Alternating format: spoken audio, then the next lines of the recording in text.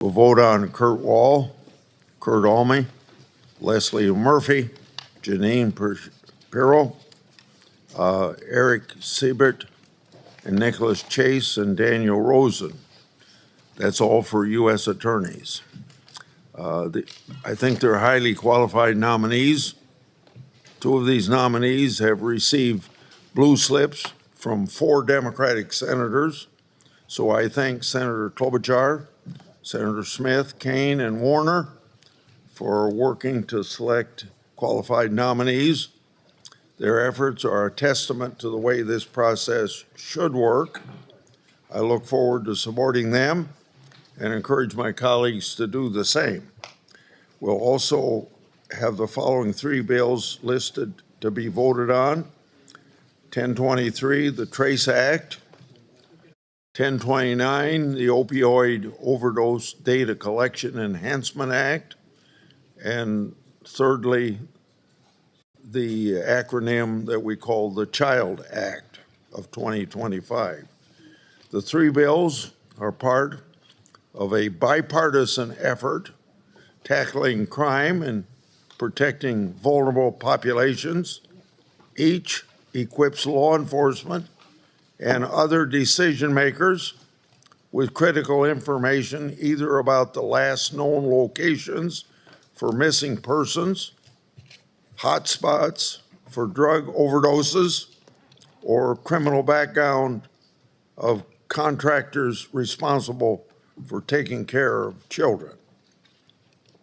I want to thank Ranking Member Durbin and his entire staff for working with me to put together this agenda.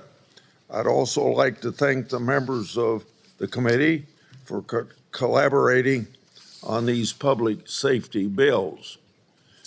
Before we get to the agenda, I'd like to say a few words about last week's meeting and to share my perspective. At the beginning of last week's markup, I announced, and I quote myself, "If we haven't voted before 10:30, I'll plan to call to the vote on all nominations at that time. If people wish to speak after that time, I will stay as long as needed for their remarks." End of my quote from last week.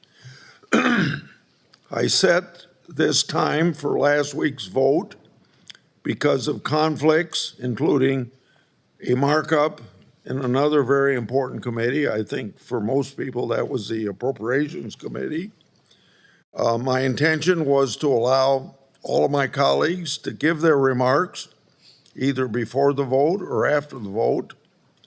So then you can see why I promised at the very beginning of the meeting to stay as long as necessary so everyone, both Republicans and Democrats, could be heard on the nominations.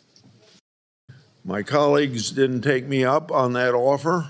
Instead, I was surprised with a motion that was not on the agenda and not previewed in advance of the meeting. And when I tried to call the vote, some of my colleagues accused me of not allowing them to speak, and they left the room instead of allowing the vote to proceed and then taking as much time as they needed afterwards, as I said I promised them I'd do, to say everything that they wanted to say on the nominees. This may have been the result of miscommunicated intentions between our sides, but this isn't a good way for the committee to operate, and it's now how I like to have things work in this committee. Since last week's meeting, my staff has had a productive conversation with the Democratic staff. We've heard each other's concerns, and I believe we both agree that we want the committee to run well, and that's definitely better than last week. I think we can work together to make sure this happens. For those who haven't read them, under the Senate rules, the chairman can end debate with a majority vote of a majority president in the committee. This has been used by chairmen of both sides on multiple occasions and is always controversial when that vote would be put forth. We can argue about whether this instance or that instance was justified or not, but I don't think that that would be productive. It's unsurprising that Republicans and Democrats both tend to think that in our separate ways that we're justified when our side takes that procedure of forcing a vote. The important point is, I agree this shouldn't be a common practice, and I don't intend to use it unless the consideration of the nominee is being unfairly obstructed. So, moving forward, I'll work with the ranking member to ensure that we allocate sufficient time for debate. I'll ask the ranking member to work with me to ensure that we can navigate the Senate calendar and the Senate 2-hour rule to ensure that we can vote on nominees when they're on the agenda. As chairman, I try to be fair to all members of the committee, even during controversial nominations. And we have plenty of them and have had plenty of them as well. In February, during a markup on Director Patel of the FBI, I held the meeting open and sat here in silence for an extended period of time as a courtesy as an example to Senator Schiff so that he could arrive in time to speak in the opposition to the nomination. I look forward to working with the ranking member and my colleagues to ensure that we can allow for robust debate in committee while also ensuring nominees receive a vote when they're ready for consideration by the committee. Senator Durbin. Thanks, Mr. Chairman. I'm going to address your comments in a moment, but I ask the leave of the committee for a point of personal privilege. I want to acknowledge a member of my staff who's leaving. Yashi Gunawardena has served on my staff for over 4 years, personal office and committee, worn many hats, including serving as a professional staff member and nominations clerk. She's excelled in every role. Early on in her time with us, Yashi worked on Justice Ketanji Brown Jackson's confirmation hearing. If you're a federal judge who's come before us in the past year, it's safe to say that Yashi played a key role in your confirmation. She also works on protecting reproductive rights, an issue she's passionate about. Although she's leaving D.C., she isn't going too far. Next month, she'll begin law school at the University of Virginia. Please join me in thanking Yashi for her service to the committee.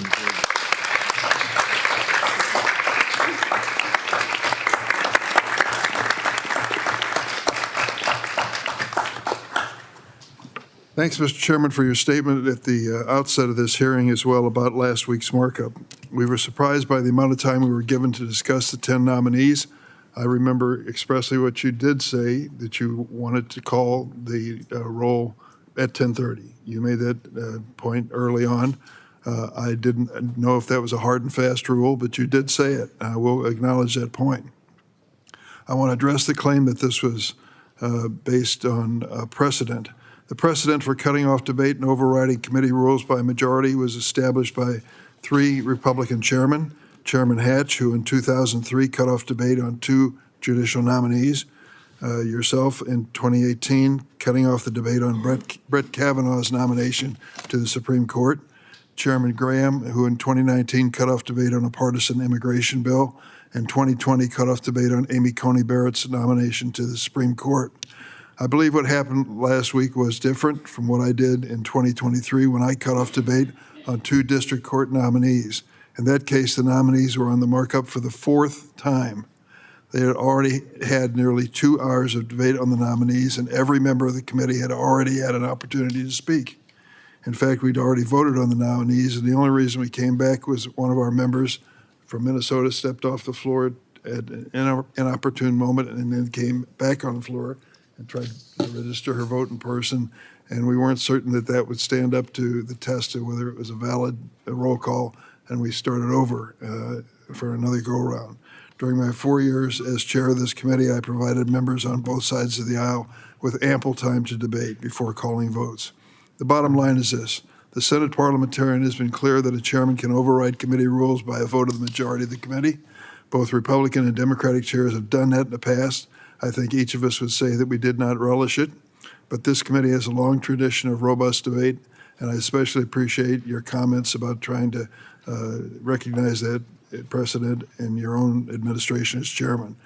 I understand our staffs have sat down in a peaceful way and talked this over, and I'm looking forward to respecting the fact that we all have busy schedules, that we still have ample time to debate these lifetime appointments, because that's an important part of our responsibility. I thank you. I'm going to withhold my statement beyond that point, and so that we can move on.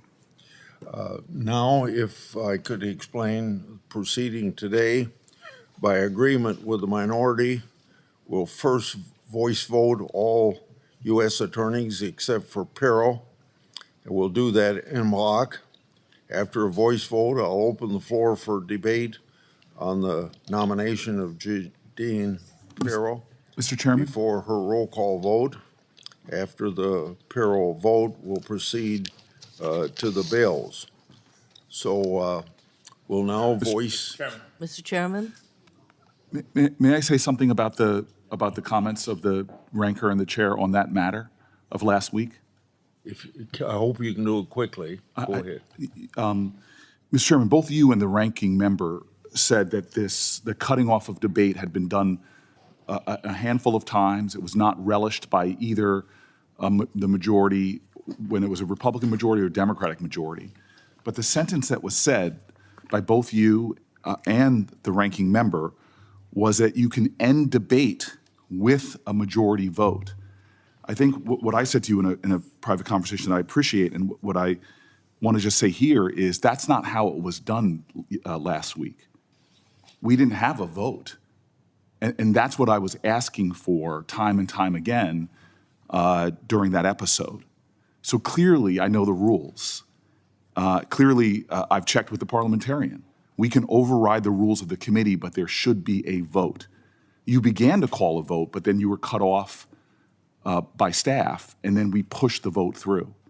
And the reason why it upsets me so much is because the debate was on a judge for my state on the Third Circuit. We've created a climate in this country that is deepening and deepening a reflexive tribalism where people aren't interested in listening to the facts anymore, listening to each other. Tribalism kills curiosity. It kills the will to listen with an open heart or open mind to your opposition, even if you disagree with them or think you'll disagree with them. That's something that this committee, I think, needs to foster. I'm very troubled this last month because I've seen people who want to come forward with things on this nominee, but they are so terrified of being doxxed or targeted or threatened or worse. The rising tide of hate, both of us on both of our parties have seen this. Judges in my district that are taking extra steps to protect themselves. The climate is getting so bad. I want to say to my colleagues on the other side of the aisle that this culture of fear is affecting our ability to deliberate and do our job. A whistleblower came here to this committee with information that was disregarded. There is another person that's come forward to me through their attorneys. And so I just ask my colleagues, if you believe that, do you believe that a nominee who is not truthful under oath before this committee should not be confirmed? Do you believe that a nominee that comes before this committee that is not forthcoming and truthful should be confirmed? Do you believe that understanding the intent of a question requires a nominee to answer it honestly and not try to evade the question because they understand the intent of the question? If you believe these things, and since we can't have debate here, but before this person comes to the floor, on the record, I want to invite people to come to talk to me, and I will provide you with substantive information that should have been discussed in this hearing, clearly is not. Clearly, we can't have debate, but we have substantive information relevant to the truthfulness of this nominee, and I'm hoping more of my colleagues in this climate of fear and intimidation and rushed votes, would want to know the truth before the final vote. Thank you, Mr. Chairman. I'd like to respond to you. You and I had a private conversation, and I'm not going to say anything that you said, but it was a fruitful conversation as far as I'm concerned after our last meeting. But remember, one of the things that I told you was that we had this conflict with other committees. And remember that I told you that you got to have 100 senators together to solve this country's problems. Now, there's enough work for an individual senator to do 7 days a week if he wants to. But you're never going to solve this country's problems just working 2.5 days a week like we did under Schumer and now under Thune. We got to get this back on a 5-day work week, Monday through Friday, like it was the first 25 years I served in the United States Senate. We'd start at 10 on Monday and go to 4 on Friday. And then you don't have to have all of these meetings coming on a Thursday afternoon or a Thursday morning because you got more days to do it. I always had an agreement with Senator Hatch when he was chairman of the Judiciary Committee or chairman of the Finance Committee, and I was chairman of this committee, that we wouldn't be having our meetings on the same day because we worked it out. Now, that was still a very short week, but if we'd put in more time here, we wouldn't have to have these meetings all going at the same time. So why don't you talk to Schumer and I'll talk to Thune about working a 5-day week. Mr. Chairman, I just want to say, I've only had 14 years here. You were one of the best people I've had to work with over those 14 years because as I said, as last week's proceedings were going on, I feel like I know you, and I appreciate what you said, and I actually agree with you 100%, and I especially like when Chuck Grassley gets cantankerous, because that's the best Chuck Grassley. So I just want to say I'm not arguing with any of that, and I appreciate it. I'm just simply saying that I feel like it's killing me that on this nominee, there is evidence that the nominee misled the committee, and I have not even gotten a chance for my colleagues to listen to the evidence, and that's what frustrates me. But sir, I cannot tell you, I appreciated our private conversation and the 14 years we've had of working together, and I'm hoping that we can do a better job moving forward. Now, I'm hoping that we can move the way I suggested. We'll let anybody debate all they want to about Jeanine Pirro, but we'd now move to en bloc votes by voice on Kurt Almy, Nicholas Chase, Leslie Wood Murphy, Daniel Rosen, Eric Siebert, and Kurt Wall. Those in favor say aye. Aye. Opposed say no. No. These people will be reported. Mr. Chairman, can I be recorded no on all of these? I'd like to be recorded no. I'd like to be recorded as well as a no. I heard Booker. I hear from. I'd like to be recorded as a no vote on Kurt Almy, Who was Leslie the Murphy, third one? and Kurt Wall, and Nicholas Chase. Oh, just on specific ones? Yes.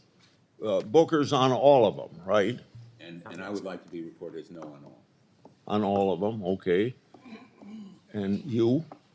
I'd like to be recorded as a no vote on Kurt Almy, Leslie Murphy, Kurt Wall, and Nicholas Chase. Okay, And I wanted to give a brief statement on my nominee. okay. Mr. Chairman, Please. Mr. Chairman, Then we'll if I go could to- on the recorded vote, unless this is on the, on all of them, Senator Schiff? no, on individual ones, if this is the Okay. appropriate time, or after Senator Klobuchar. Okay. I'm just going to say that we're going to debate it for too long than I take. Both Senator Smith and I have submitted our blue slips on Daniel Rosen. He was recommended by a nominations committee formed by Congressman Emmer, composed of attorneys, former judges in our state, and he came highly recommended by that committee. He's a Navy veteran, a graduate of the University of Minnesota Law School. He has practiced law in our state for over 30 years. He's been an active member of our legal community and has an extensive pro bono practice. The U.S. Attorney's Office in our state has been one of the premier U.S. Attorney's Office in the country, second biggest white-collar case in the country they prosecuted.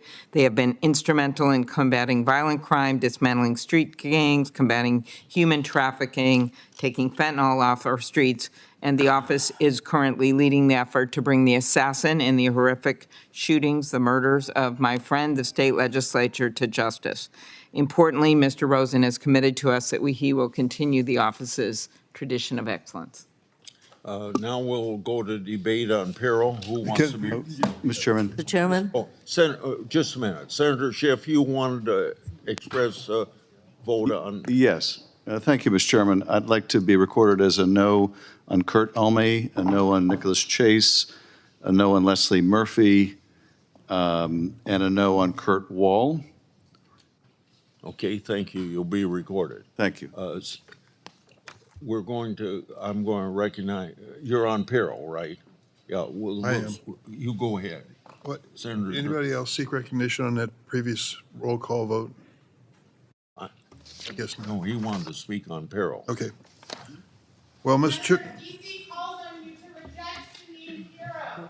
Nobody in this body is elected to represent the District of Columbia. None of you are representing district's residents, 700,000 people in the District of Columbia. Vote no Jeanine Pirro. DC residents reject Jeanine Pirro. Okay, go ahead, Senator Durbin. Mr. Chairman, Ms. Pirro is the latest Trump loyalist to be nominated to the U.S. Attorney for the District of Columbia following Ed Martin's withdrawal. Ms. Pirro has demonstrated for decades that she prioritizes her relationship with Donald Trump, now president, over almost anything else. She initially condemned the January 6 rioters and their attack on the Capitol and then did an about-face. In January 2025, she called January 6 rioters, quote, hostages. The rioters, hostages. She also complained about a 22-year sentence imposed on Proud Boys leader Enrique Tarrio, arguing he should not be subject to such a long prison term. Notably, a judge found that Tarrio's actions led to, quote, 200 men amped up for battle encircling the Capitol. After his release, Tarrio said, quote, success is going to be retribution. He then posted a video of himself stalking officers who defended the Capitol on January 6th. Ms. Pirro has also argued that prosecutors handling January 6 cases should be prosecuted themselves. And now she's nominated to lead the office where many of those prosecutors, if they haven't been fired by Emile Bove, will still work. When asked whether January 6 rioters were convicted of violent assaults on police officers should have been given full and unconditional pardon by President Trump, Ms. Pirro implausibly claimed, and quote, she was not aware that the rioters who were convicted of violent assaults were given full and unconditional pardons. They were. The facts show otherwise. At least 169 January 6 rioters were convicted of assaulting police officers. So here she is, defending the rioters who attacked the police, who protected all of us today to come to this building and meet peaceably. And here she is saying that those who were attacking the police were hostages and mistreated. And she apparently favors the policy of firing the prosecutors who went after the rioters. The prosecutors who went after the rioters for attacking the police. When I met with her last week, I asked if she always accepted the assignments given her by supervisors when she was an assistant district attorney. As expected, she said yes. But when I asked her whether it was appropriate to terminate prosecutors in her office for their work on January 6, she refused to answer. She also claimed she hadn't fired anybody. Well, just weeks ago, since Ms. Pirro became interim U.S. attorney, 3 career prosecutors in the U.S. Attorney's Office, including the leader of the Capital C section, were fired by the Justice Department. It is hard to believe that Ms. Pirro had no knowledge of these terminations. I'm also concerned that she's willing to ignore the Constitution when justifying the unlawful actions of the president. When discussing the administration's deporting immigrants without due process, she said, quote, Fifth Amendment says nothing about illegals, so cut the crap, unquote. As Ms. Pirro knows full well, the Fifth Amendment applies to everyone present in the United States when it demands, and I quote, no person shall be deprived of life, liberty, or property without due process. Ms. Pirro's devotion to the president also extends to perpetuating the big lie. She still won't answer the question, who won the 2020 election? With her large platform on the mothership, Fox News, she repeated falsehoods about the 2020 election, leading to Fox News paying nearly $800 million to settle defamation claims brought by Dominion Voting Systems. For example, it was Ms. Pirro who falsely claimed that Dominion Voting Systems, quote, started in Venezuela with Cuban money, that the company had software backdoor to flip votes around. Ms. Pirro's fealty to the president extends to attacking lawmakers who are not fully in line with the MAGA agenda, including many members on both sides of the aisle. Her record makes it clear that she'll prioritize President Trump's MAGA agenda, not the rule of law nor the Constitution. Trump is already using the Justice Department to protect his allies and go after his enemies, and Ms. Pirro will be willing accomplice in weaponizing the justice system. I will give her credit. She asked for an appointment to come and see me. She had to know my predilections toward her nomination. And we did meet, and I credit her with that. I suspect she's going to be approved by this committee. I will try to work with her. She has many positive things in her background, but the particular elements that I just laid out cannot be explained, and I don't believe justify her having this important position. So I'm going to vote against her nomination. Before I call on Senator Coons, I'm going to put a statement in the record, my own statement in the record. So without objection, it happens to be in support of Pirro. Senator Coons? Senator Coons was fine with this. I'm just going to put my statements on the record as well for my reasons to objecting to Jeanine Pirro, as well as my statement I was unable to make on Emile Beauvais last week. Okay, thank you. Senator Coons. Mr. Chairman, I defer to Senator Hirono and would then like to make my statement about Jeanine Senator Pirro. Hirono. Mr. Chairman, thank you very much, and I thank Senator Coons for the courtesy of allowing me to go first. My concerns with Ms. Pirro's nomination are numerous. Ms. Pirro is a Fox News media personality. She does not have the professional qualifications or the prosecutorial ethics to serve as a U.S. Attorney for the District of Columbia.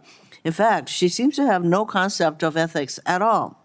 For starters, she perpetuated misinformation and lies about the 2020 presidential election. She was also formerly the subject of a federal investigation into illegal wiretapping over her attempts to get a former police commissioner to bug her then husband's boat to catch him cheating. Pretty bizarre.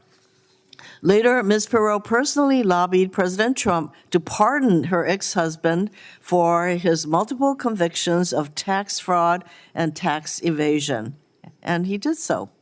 This is a man who was federally investigated for having leaked information from the prosecutor's office Ms. Pirro led to the mob. If Ms. Pirro is confirmed as the U.S. Attorney for the District of Columbia, she will prioritize politics over justice for the people. This is not someone who cares about crimes of sexual assault and sexual harassment. In fact, she's criticized me for questioning nominees about sexual misconduct, stating that it's an issue that, quote, doesn't really matter, end quote. Rather, Ms. Pirro is someone who cares about political revenge, threatening to not just fire, but prosecute FBI employees simply for doing their jobs.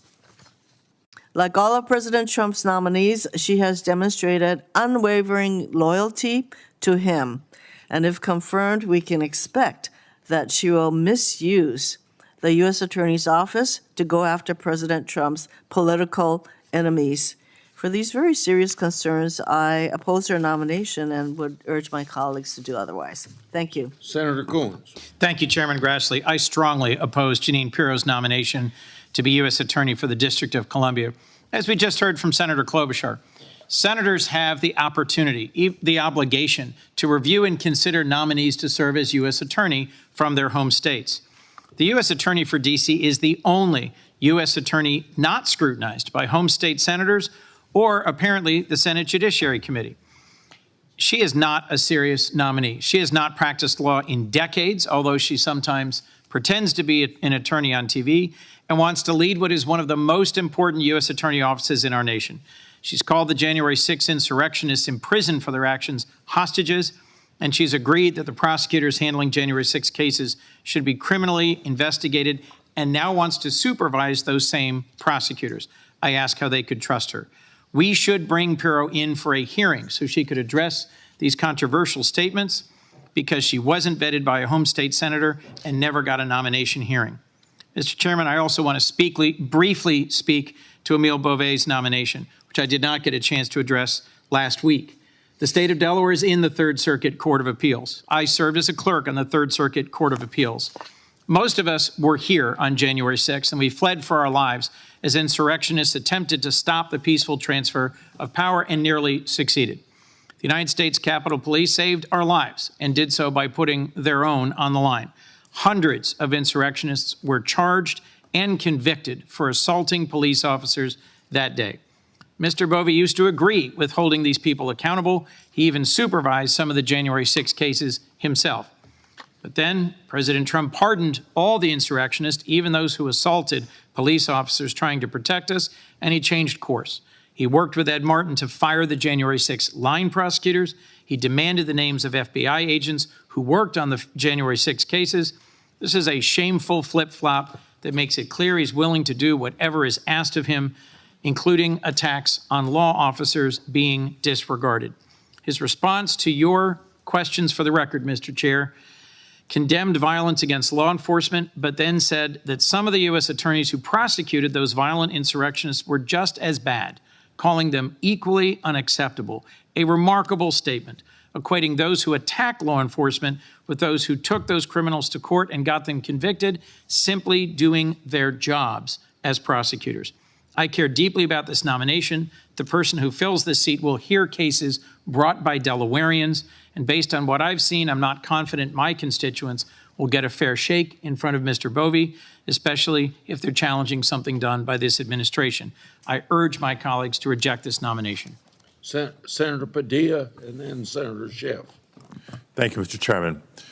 Colleagues, the United States Attorney's Office for the District of Columbia is the largest U.S. Attorney's Office in the country. It has over 330 attorneys and 350 staff. The U.S. Attorney is responsible for thousands of criminal cases and thousands of civil cases, often extremely complicated ones. And who is before us for consideration to put in this position of overseeing the largest federal law enforcement office in the country? A television personality who hasn't litigated in more than 20 years. An attorney who is not admitted to the D.C. bar and who, before becoming interim U.S. attorney, had not practiced in federal court in the District of Columbia or elsewhere. These are serious law enforcement jobs. They're not patronage positions to be handed out to the president's unqualified friends and allies as a thank you for their loyalty. But it seems to be how this is being treated. Her lack of relevant experience doesn't even touch on Ms. Pirro's outrageously disqualifying past statements. And some of my colleagues have already hit on a lot of these, but I'll highlight just a few. She referred to the January 6 rioters who had been convicted as hostages and called for investigations into the January 6 prosecutors. As ranking member of the Rules Committee, I also have concerns about her work on the ongoing January 6 litigation. I remind my colleagues here that her predecessor, Ed Martin, argued that the federal government should refund restitution payments made by some of the convicted January 6 rioters. These refunds come straight from the money given to the architect of the Capitol for the nearly $3 million in damage that the insurrection has caused. She has publicly attacked members of this committee by name on multiple occasions, including calling one a, quote, demon rat. She's also attacked Republicans who dare speak out against Donald Trump. She has advocated for the arrest of FBI and DOJ investigators that she didn't agree with, saying that they should, quote, not just be fired, but taken out in handcuffs. She's been taken off the air by her own network for refusing to stop peddling lies about the 2020 election and for repeatedly making racist, Islamophobic comments, including about sitting members of Congress. Her personal involvement in Fox News' 2020 election coverage resulted in a $787.5 million settlement for defamation of Dominion voting systems as she lied about the security of our election systems. And after everything I have just described, which is just the tip of the iceberg of Ms. Pirro's record, I can't believe we're actually having a vote on the nomination. She may belong on Fox News, but she does not belong in a federal law enforcement role. Senator Schiff and then Senator Blumenthal. Thank you, Mr. Chairman. C says we don't want the shame and scandal that Pirro has brought to Westchester County. Reject her. Reject her. She does not need it. She's unqualified, disqualified, scandalous, questionable accountability, and a liar. Now, Senator Schiff. Thank you, Mr. Chairman.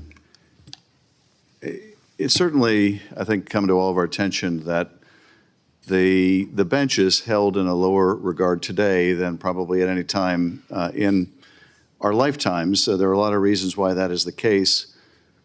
But it is, I think, all the more incumbent, given the lack of public confidence in a truly independent judiciary, that we really carefully examine each of the nominees that come before this committee and ask ourselves the question, is this going to contribute to the solution and increase confidence in the judiciary, or is it going to contribute to the problem? And it seems to me that too many of the nominees we have examined, like Émile Beauvais, will only bring further discredit and a lack of public confidence in the judiciary. Is it really likely that members of the public, for example, are going to have confidence that decisions that a U.S. attorney, in this case, Pirro, are being made on a truly nonpartisan, impartial basis? We're going to face the same crisis of confidence in the bench now in the Justice Department, and we are. She may be a capable Fox News commentator.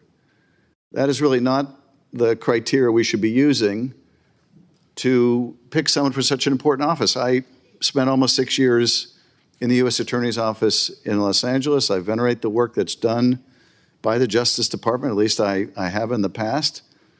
I have the most profound concerns over what I see the department doing now, the extraordinary breaches of every policy of the department on both sides of the aisle, the dismissal of corruption cases because a allegedly corrupt public official is beneficial to the president on unrelated policy matters.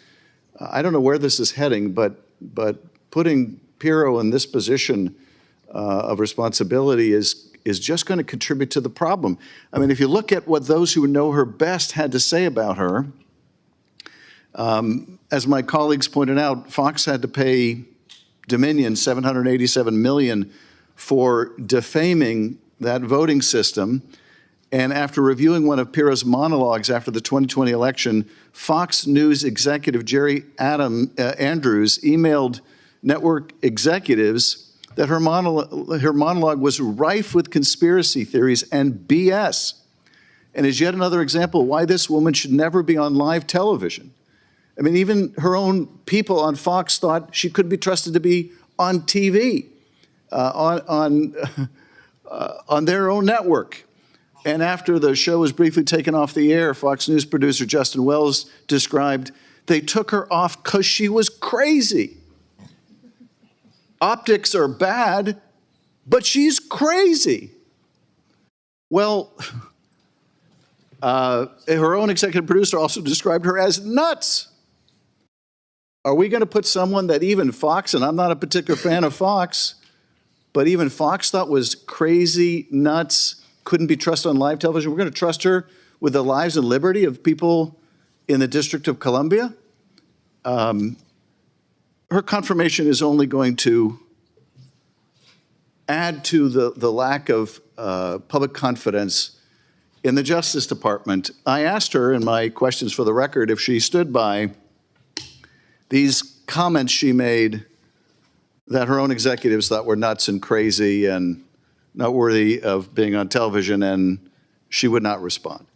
That should give us a lot of pause about putting someone in a position of responsibility like that.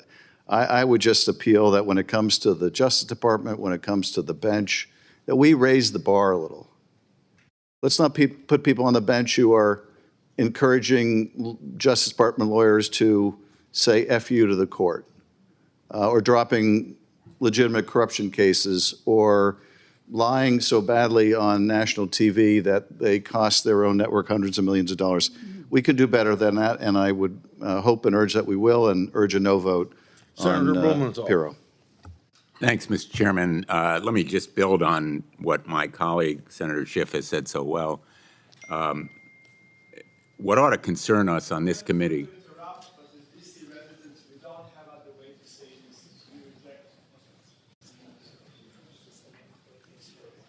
what should concern us on this committee, and we have a very proud tradition on the Judiciary Committee of the United States Senate of responsibly scrutinizing nominees for United States attorney positions and judgeships, is what we don't know about these nominees and what we haven't had the opportunity to ask, such as the questions for the record that Jeanine Pirro has refused to answer. We should be having a hearing with her, asking her why she was regarded as crazy, asking her why she advocated that the prosecutors of the January 6 cases be investigated. And I just want to say a word about the men and women who come today every day in the United States Department of Justice. You know, I was the United States Attorney for the District of Connecticut. As a number of us have been prosecutors in the federal system, I was also a state attorney general. They come to work every day seeking justice. They have an ethos and tradition for the person who is going to be head of the largest United States Attorney's office in the nation and who has responsibility for prosecuting federal crimes that affect the whole nation, to say that the ones to be investigated and prosecuted are the assistant U.S. attorneys who brought criminal charges against the January 6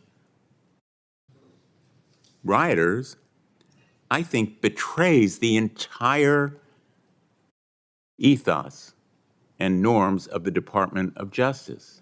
It undermines, literally, justice in the United States. She ought to be asked what she meant when she was asked on a radio show by a guest who said January 6 prosecutors should be, quote, criminally investigated.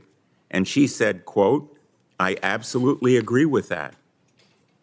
She's failed to disavow that position. She's failed to answer questions that we've posed in written requests for information to her about remarks that she's made in the past. We need to do our job here, Mr. Chairman. We have a responsibility to scrutinize those kinds of responses and to have her testify. And likewise, with Mr. Beauvais, a lot more unanswered questions. I submitted yesterday a letter to the Attorney General, Pam Bondi, asking for results of the investigation done of a case supervised by Mr. Beauvais, finding very serious wrongdoing on the part of some of his subordinates and perhaps holding him responsible for them. The Office of Professional Responsibility concluded an investigation. We've had no access to it. He ought to be asked about it. Likewise, the whistleblower who came forward and others who have indicated they have information ought to be questioned by us in public, under oath. We have a job to do here. We should do our job. We should scrutinize these nominees with the kind of fairness, but also intensity that is part of our mandate, because the judgeships are lifetime and the prosecutors are enormously powerful. I always felt that the most important decisions I made as a prosecutor were whether to charge someone, because charges can follow people throughout their lives, impact them financially and reputationally.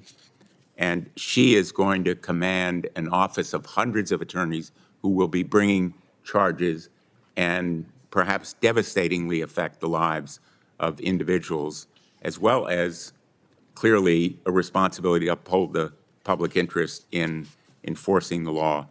I think we ought to be delving into their backgrounds by continuing our fact-finding in this committee rather than going forward with her today. Senator Thank you. Booker. Thank you, Mr. Chairman. I think if I have my facts correct, I'm the only one of the 100 senators that's actually born in the District of Columbia. My parents came here after college, met here, were for many, many years a part of this city and a part of this community. They moved back here after I left for graduate school and again rejoined the city that they love. I feel very deeply that Washington, D.C. should be a state. They literally have the four other states have similar populations.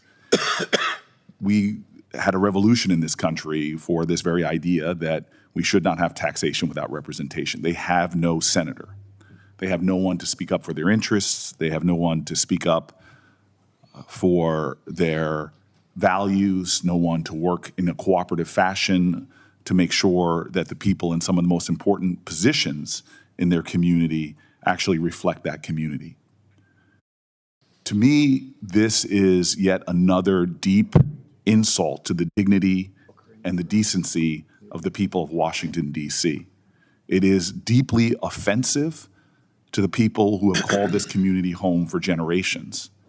We as a body should have extra care for this population when it comes to positions like this. We as a body should, in the spirit of our founding documents and our founding ideals, should really think twice before we push someone on this population that is so violative of that population's interests. This candidate, this nominee, we've heard from my colleagues all the ways in which this person has not earned such a position. We have an obligation spelled out clearly in the Article 1 branch of our Constitution that we should advise and consent.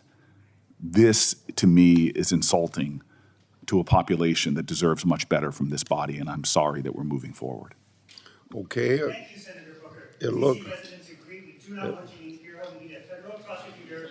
We need a federal prosecutor who will keep us safe, who will not grandstand for the cameras.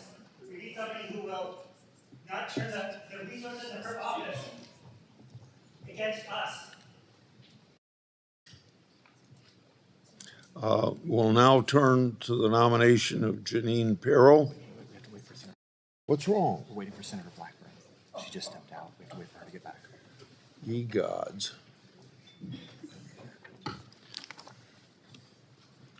I want to introduce into the record in support of Pirro from the National Fraternal Order of Police. They praise Ms. Pirro for, quote, passion for seeking justice for victims, which was cornerstone of her prosecutorial career. They further quote, she has been widely praised for her work.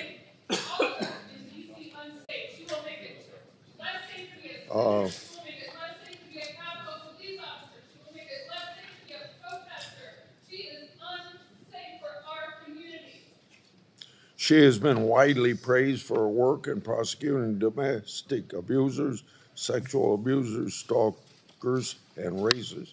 Without objection, that will be put in. And then clerk will call the roll. Mr. Grant. Aye. Mr. Cornick. Aye. Mr. Lee. Aye. Mr. Cruz. Aye. Mr. Hawley. Aye.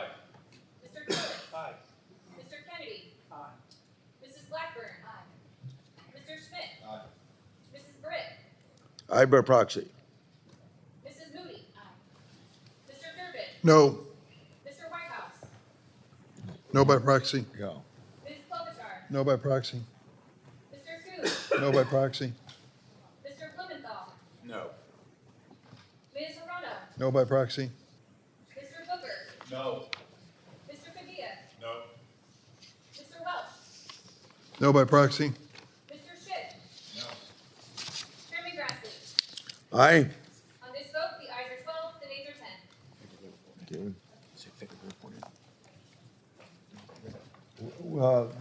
The nominee will be favorably reported, 12 votes, 12 to 10.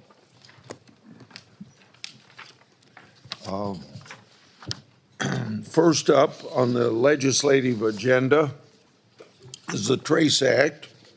This bill is sponsored by Tillis, Padilla, Blumenthal. It directs the Attorney General to include data in the National Missing and Unidentified Persons System that indicates if the last known location of a missing person was on the federal land or in territorial waters of the United States. I understand that there's a manager's amendment, OLL 25998, which I would now call up and without objection will be adopted. Any objection? No objection heard, so sponsor's amendment. If any of the bill's sponsors would like to speak on the bill at this point, I will pause for debate. Mr. Chair, just briefly, I want to thank Senator Padilla for being co-lead, Senator Blumenthal for being original co-sponsor. This is a measure that passed unanimously out of the last Congress. We are resubmitting it, hopefully this time we will get it to the president's desk in this Congress. I will subject my formal comments for the record. Thank you. Okay. Urge adoption. Mr. Chairman. Please go ahead. Mr. Senator Chairman, Durbin. I support this package, and I want to particularly note the Comprehensive Health and Integrity in Licensing and Documentation Act, which I'm pleased to lead with you, will extend important protections to ensure all individuals with unsupervised access to children are vetted by a nationwide background check. Thank you. Those in favor of 1038, say aye. Aye. Those opposed, say no. The ayes have it, and 1038 will be reported to the floor. The next bill is 1098, called the Opioid Overdose Data Collection Enhancement Act. This is my bill with Senators Cantwell, Cornyn, Klobuchar. Our bill provides funding to track drug overdoses so that resources like Narcan aren't wasted and are distributed to areas where they're really needed. If any of the bill's sponsors would like to say a few words, now's the time to do it. I don't see any requests for, oh, Senator Blumenthal. If there's no objection, I ask to be added as a co-sponsor to this bill. And I also want to just clarify that I was a no on all of the U.S. Attorney nominees. I'm not sure whether in the back and forth I might have been missed. I was here. And just to clarify the record. I assume the clerk heard that. You'll be so recorded. Thank you. And you will be co-sponsor. Thank you. Those in favor of 1098, say aye. Mr. Grassley? Mr. Grassley? Where? I'm sorry, I was trying to be recognized. Go ahead. Yes. First of all, I want to express at the top a lot of frustration that the DOJ is scraping money back from some states. I've made this point multiple times, but it is very frustrating to me that my state is being denied these type of grants while other states are. We're seeing a big frustration across New Jersey that very thoughtful grants that could be saving lives and being substantively helpful are being denied. And with that frustration, I want to call up an amendment. I'd like to call up my amendment number ALL 25698. Mr. Chairman, this amendment would allow S 1098 to take effect on the date when the Attorney General makes public all unclassified files, flight logs, correspondence, and evidence related to Jeffrey Epstein, Ghislaine Maxwell, and their associates. The Department of Justice, we know clearly, has lied to the American people one way or another. Attorney General Bondi said that there were truckloads of evidence from the Epstein files and the Epstein list, leading people to believe that there was criminal activity that they had evidence of. I know Bovee, who we're talking about, was part of this. We found out yesterday that the president is mentioned several times in the Epstein files, and he was briefed on it back in May when he said he was not told that. Then in July, suddenly the DOJ and the FBI said there was nothing additional to disclose. So what's the lie? That there are truckloads of evidence and this DOJ is protecting those associates with this horrific crime? That Mr. Bovee, a Third Circuit nominee, is part of that cover-up? Or is the lie that there is nothing there at all? Let's just find out. This is simply asking for disclosure and transparency, and I'd like to offer that amendment. Mr. Chair, parliamentary inquiry, Mr. Chair, down here. Yeah, I don't know the details of the judiciary rules, but is it in order for a member to interrupt the chair when he's in the middle of calling a vote? I'll have to ask Thank you, Mr. Chair. lawyers on that point. It's up to the chairman. What? It's up to the chairman. It's up to the chairman, but I'm not going to pick a fight with Booker. Thank you, sir. Thank you, Mr. Chairman. Mr. Chairman, I'd call up a second-degree amendment to Senator Booker's amendment to 1098. This has to do with death penalty as aggravating factors for illegal aliens who commit a homicide in the United States while illegally in the country.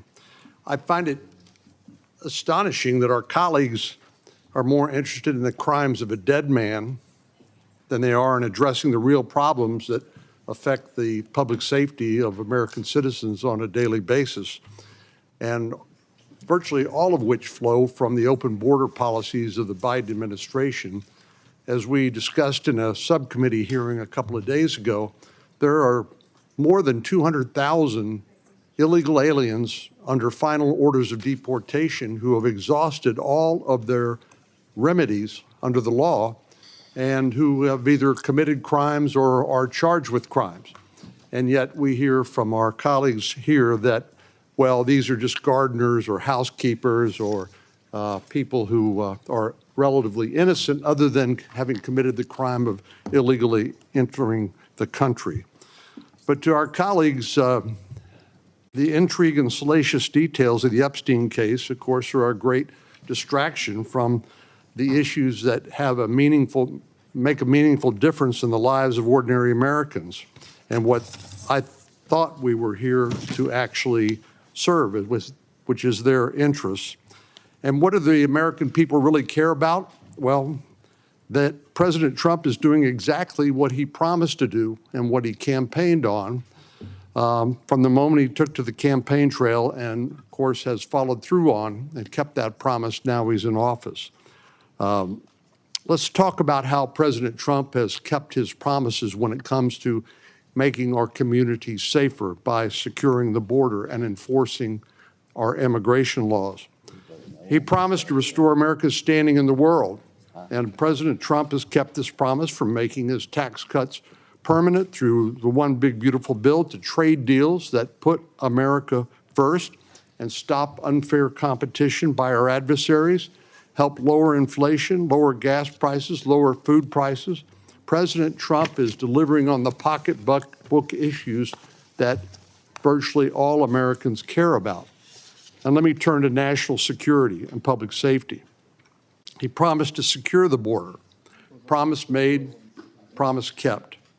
He promised to restore the rule of law and enforce the laws actually on the books, a promise being kept every day by our men and women in blue, our immigration officers and our law enforcement officers in the field.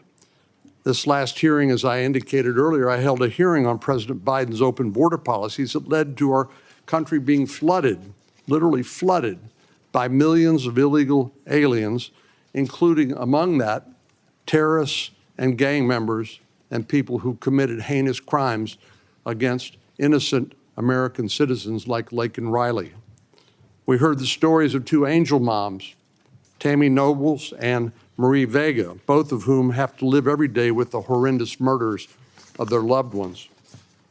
They had a few simple questions for us and for law enforcement during the Biden administration. Why didn't the Biden administration do anything to stop criminals from coming into the country? Why didn't President Biden remove the worst criminal aliens that were already in the United States and who kept committing crimes? Not just once, not just twice, but multiple crimes against innocent Americans.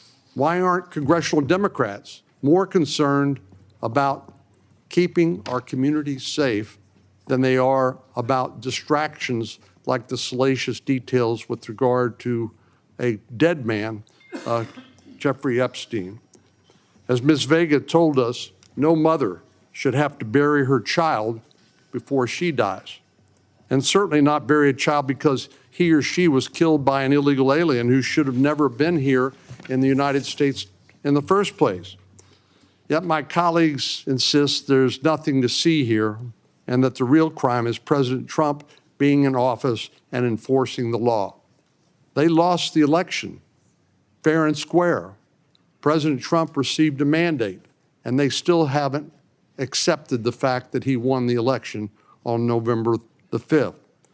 Well, I'd challenge my colleagues to put their money where their mouth is and do right by these angel moms who I mentioned a moment ago. And so this amendment will allow us to truly deal with criminal aliens and illegals who pose a threat to national security and public safety, not just play lip service. It adds mandatory bars to asylum for sex offenders, pedophiles, and aliens who commit crimes of violence. It would punish and deter illegal aliens who murder U.S. citizens by giving federal prosecutors jurisdiction to pursue these illegal alien murderers and guiding judges and juries to pronounce the sentence of death for aliens convicted of murdering U.S. citizens.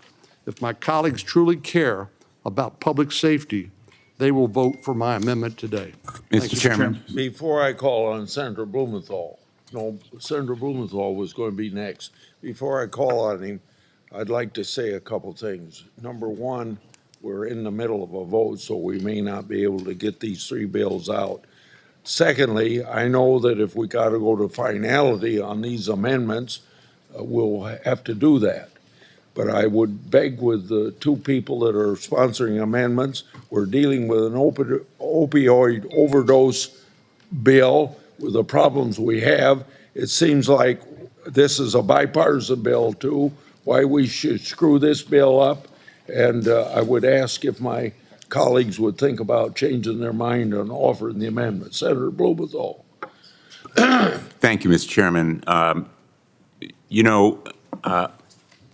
I really hope that this issue would be bipartisan, because I think that the American public, regardless of whether they identify as Republicans and Democrats, really believe that full disclosure of these files is absolutely necessary to dispel the doubts about the credibility of the Department of Justice in the Epstein matter. I really believe it's in the interest of the president for there to be full disclosure. And that's the reason why on the House side, there has been bipartisan support for full disclosure of the Epstein files. I really hope there would be here too. Senator Cornyn is right that Jeffrey Epstein is dead, but right now, ongoing in real time, right before our eyes, are events and actions that smack of a cover-up. There ought to be no secret meetings, no secret deals, especially with Trump's personal lawyer, who is now doing his bidding at the Department of Justice, namely Todd Blanche, who reportedly is on his way as we speak to Florida or whatever prison is currently confining Ghislaine Maxwell, possibly to offer her a deal in return for exculpatory information about his former client, the President of the United States. All of it just really stinks.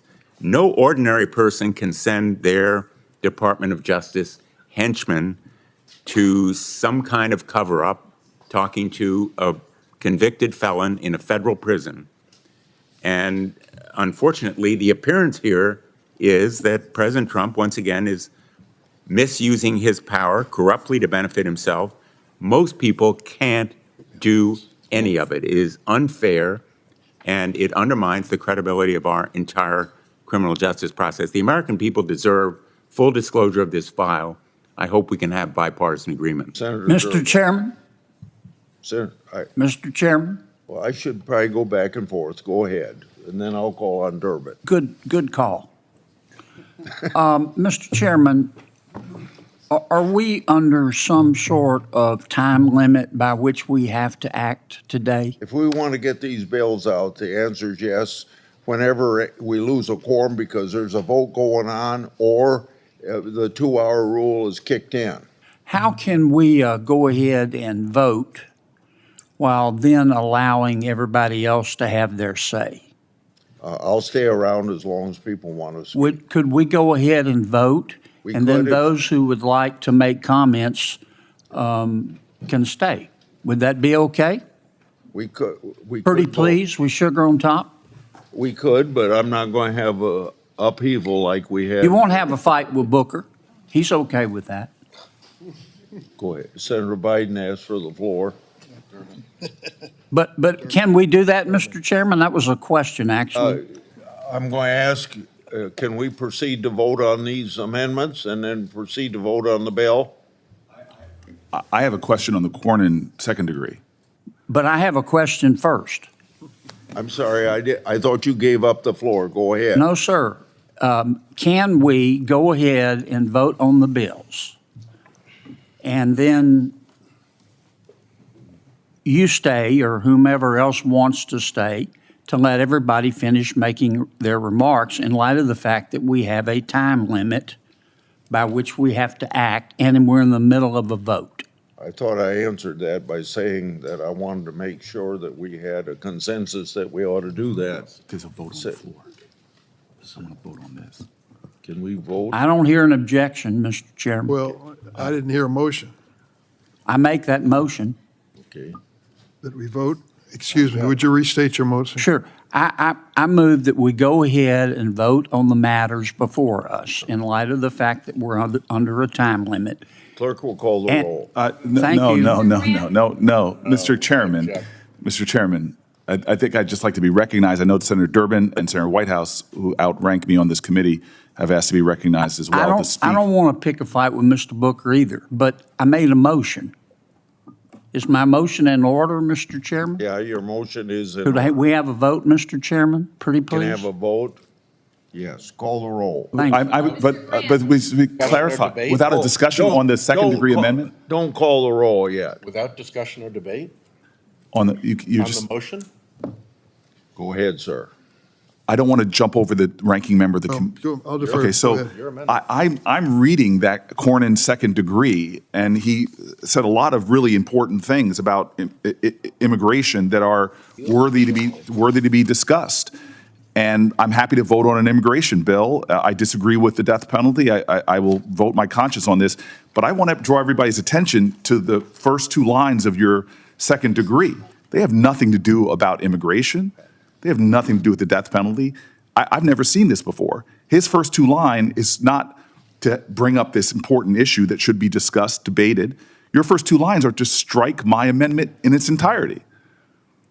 So what we have right here is hidden behind real issues on immigration is really just trying to not vote on the important points that we brought up about transparency and accountability on the Jeffrey Epstein files. This is not an amendment to my amendment.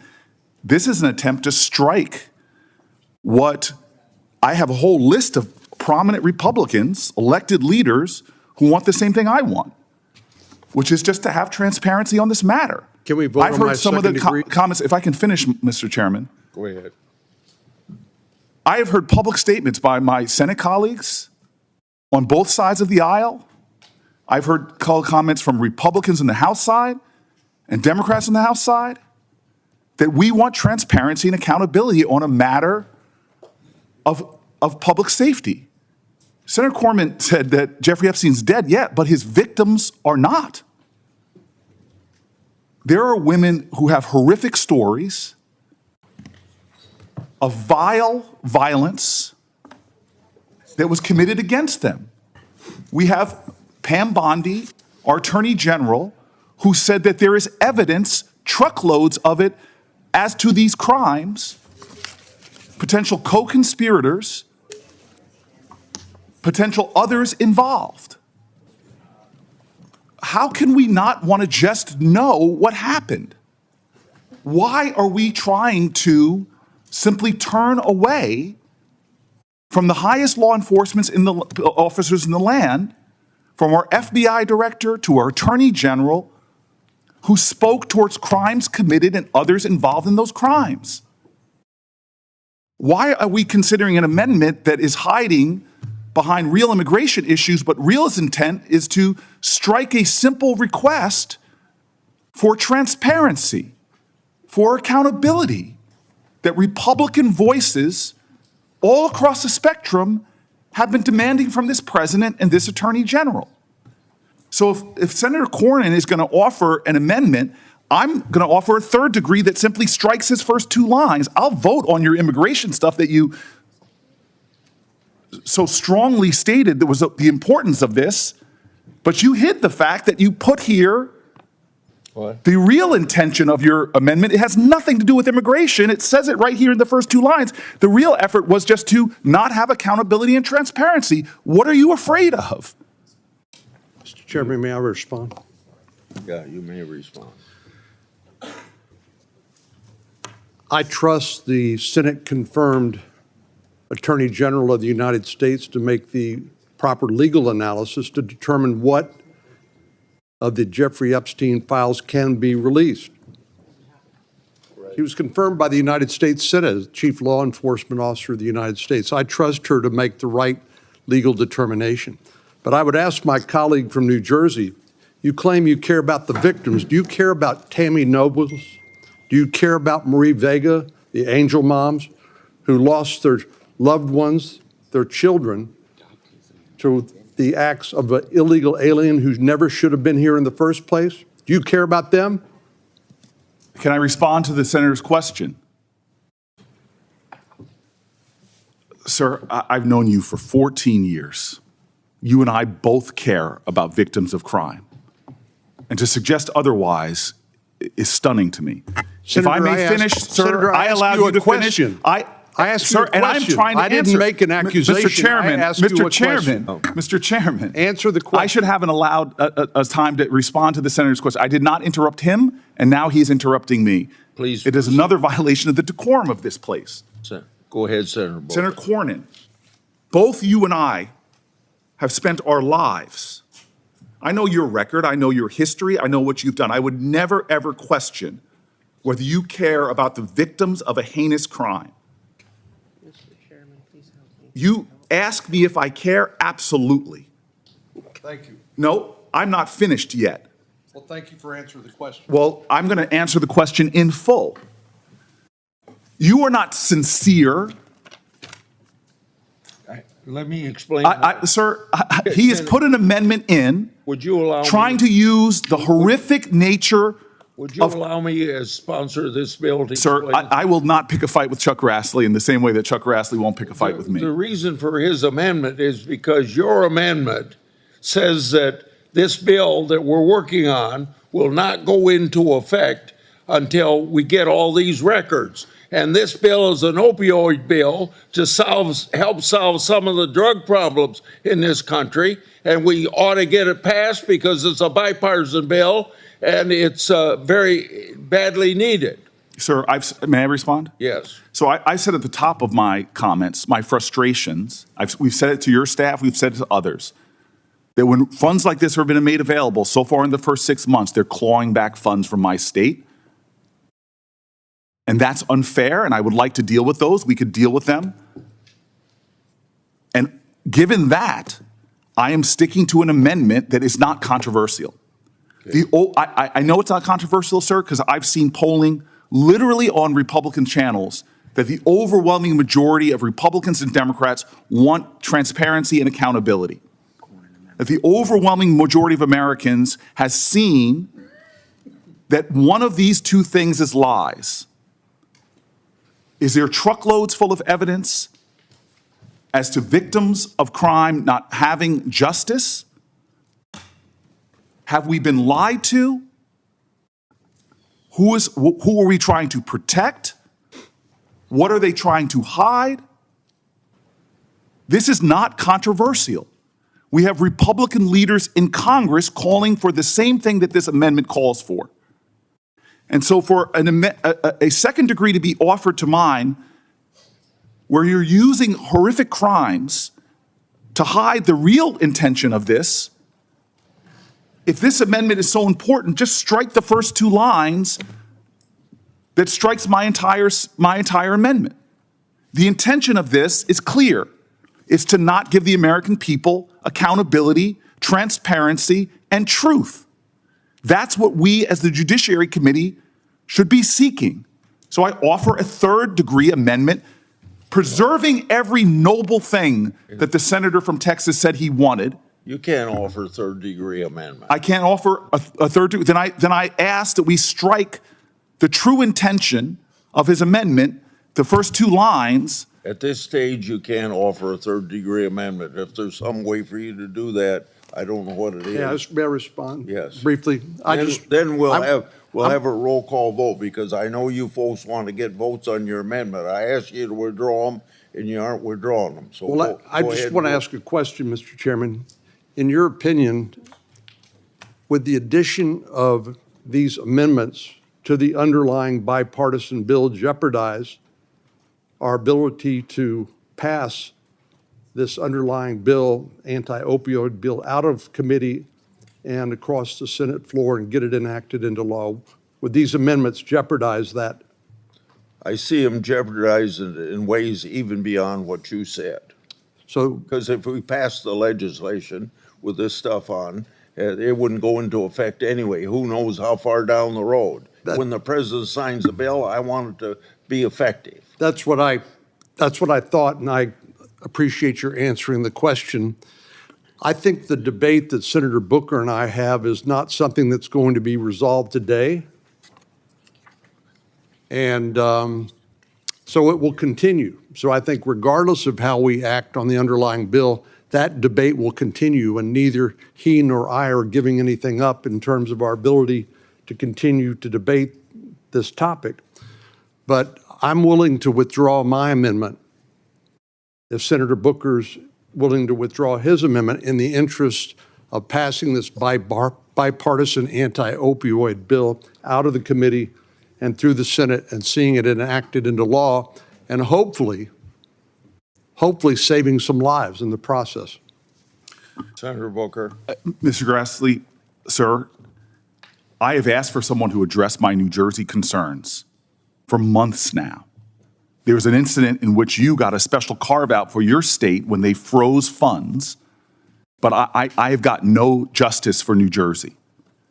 So if you want to postpone this and address my New Jersey concerns about the resources we are not getting, and I know you would do that with me in good faith, I would be happy in our next meeting, but right now I am sticking with my amendment.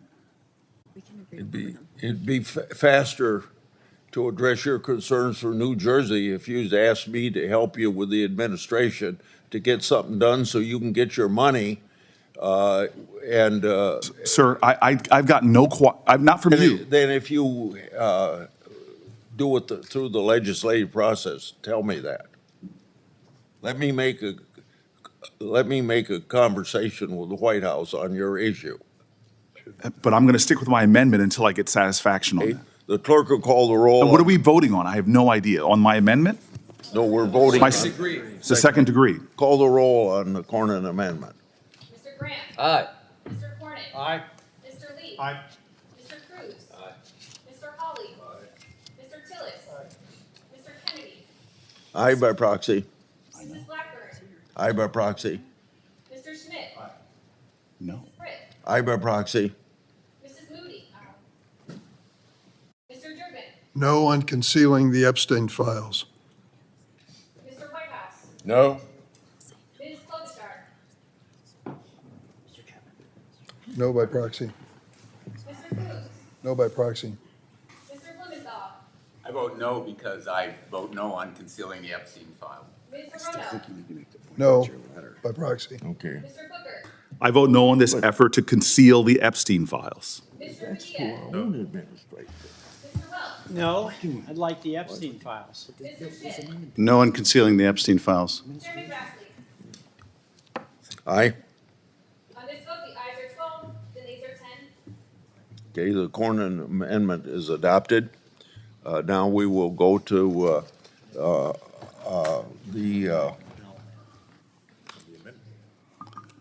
the clerk will call the roll. Mr. Chairman, point of order. So his second degree, which had nothing to do with immigration, which was to conceal the Epstein file, Senator Cornyn's effort to conceal the Epstein files right here on 1 and 2 has now violated my amendment. There is no amendment anymore. It passed. That's right. And Cornyn is saying, yes, I passed. I did something to stop the American public from seeing the Epstein files. It renders my amendment moot. That was the intention of Senator Cornyn's amendment that he just passed, which was to conceal Chairman, I the. have to respond. Nothing we are voting on today is going to change any of the debate about the Epstein files. Is That that a debate will continue. That is not And if true. you don't acknowledge that, I just have to, I really question whether your amendment is actually in good faith or not, because nothing's going to change that. But, Mr. Chairman, my second-degree amendment passed, which included striking the Senator Booker's amendment. I believe we've, committee's spoken. May I respond? He directly referenced me. May I respond? Mr. Chairman. Go ahead. So Mr. Cornyn claims that nothing about this would end debate. We're not seeking to end debate. We're seeking to pass legislation out of this committee that would force the disclosure and the transparency and the truth being made public. We had a chance today that Senator Cornyn blocked to make the truth known to the American public. We had the power today, the possibility today, to force out the truth regarding the Epstein files and the lies and the obfuscation that is happening by this administration. What Senator Cornyn did today was to block the truth about what's happening with the Department of Justice and the Epstein file. It is that on its plain truth, no matter how much he wants to try to dodge that truth. Mr. Chairman, I have to respond. Well, quickly, because I Graham will wants to respond speak. quickly. Take your time. What Senator Booker is trying to do is to kill this underlying bipartisan bill that will hopefully save hundreds, maybe thousands of lives because of the opioid crisis. It's already taken tens of thousands of lives in this country over recent years because of the Biden open border policies. So I'm simply trying to preserve this bipartisan legislation, again, that will save lives. The debate that he and I are having over the Epstein files, I doubt will be resolved today based on any amendments either he or I offer. So that's the reason for my amendment, because I want to save lives from the opioid crisis. And I believe his amendment is a distraction from that and actually will jeopardize seeing this bipartisan legislation enacted into law. Mr. Chairman. Mr. Chairman. Thank you, Mr. Chairman, may I respond? No, I'm calling on Graham. I thought you were going back and forth, sir. I didn't know that. I'll be real quick. So if Senator Booker's problem is with the bill itself, which it seems to be, I understand that. Hopefully we can work out a way to get money to your state you think does justice for New Jersey. I got that. That makes perfect sense. But the Epstein amendment, present it some other way. It's not going away. What we're trying to do with this bill is really good. And there's no end to this, a way of doing business here. If this is a headline about Cornyn blocks transparency of Epstein, then that would be sad, because he's responding to your amendment that would make the bill, quite frankly, fail. I want to help Senator Booker with your problem, but what you're doing, I don't think is helpful to the bill. I don't think it's helpful to the committee.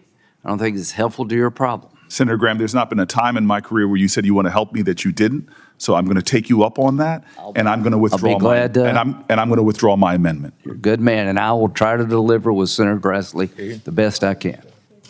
Mr. Chairman, I would also, Okay, I would also ask leave to withdraw my amendment and vote on the underlying bill.